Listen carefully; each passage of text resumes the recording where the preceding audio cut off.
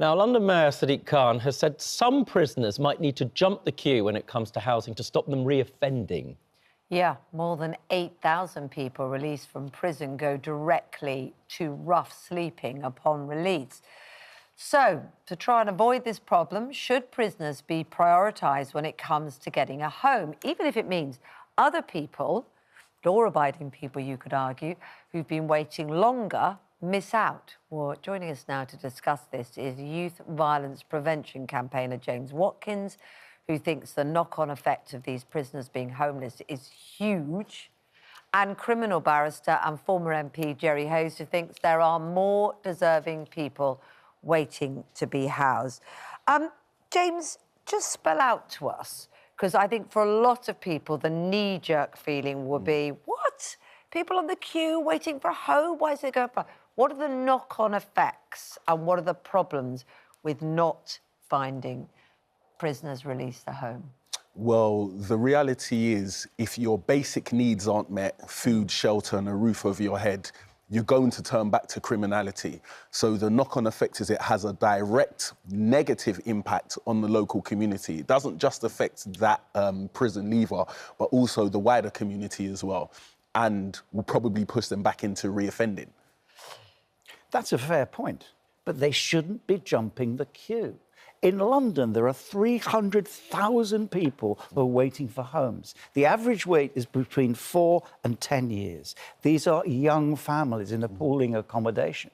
Why should prisoners jump the queue? It is wrong. Well, for me, I don't categorise people as prisoners or people who are prisoners or aren't prisoners. So people that have been in prison have needs also. And for me, what's important is people that are at risks themselves, and then that may have a negative effect to the wider community. Don't disagree. And that's important. Don't disagree with a word of that. But why should they be given priority over people who've been waiting for years? That can't be right, can it? Because, again, it's measured by risks. There'll be other people that are also high risk, such as drug and alcohol abusers. There'll be a lot of people that are high risk. They shouldn't be in prison in the first place. I appreciate that. That's an argument to be made. I mean, the thing is, people watching, whatever the facts might be from your work and your experience, will be thinking, hang on, I haven't committed a crime.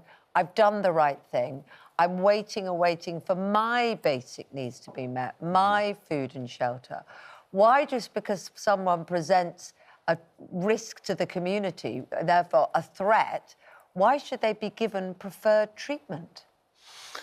Again, for me, it's about the risk. I think the question that you just asked really answers it within itself, because not only are they in a dire situation, but it also affects the wider community. So the same people that are complaining about it will be the same people that are complaining about offences rising and crime rates rising as well. So...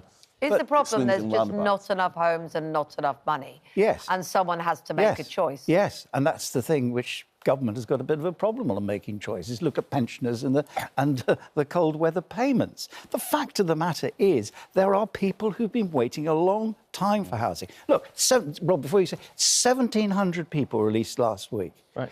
In October, it's going to be 5,500. But if they're sleeping rough, what James is saying is that they're likely to reoffend and do violence in their own community. Just to be clear, what Sadiq Khan is suggesting is prisoners shouldn't skip the queue, as you're suggesting, for permanent housing, but they need to have temporary housing at the very least. Otherwise, over 15% of them are going to be sleeping rough and committing crime. I agree, but you see, you can smell the burning rubber from that U-turn. That's not what he said yesterday. His PR people have said, you can't say that. The optics are wrong. The optics are wrong because the policy is wrong. Yes, there's got to be rehabilitation. There's got to be education. People who are in prison with mental health and drugs problems should not be there. And we've got a good, it's Labour Party minister, James Timpson, who believes in all of this.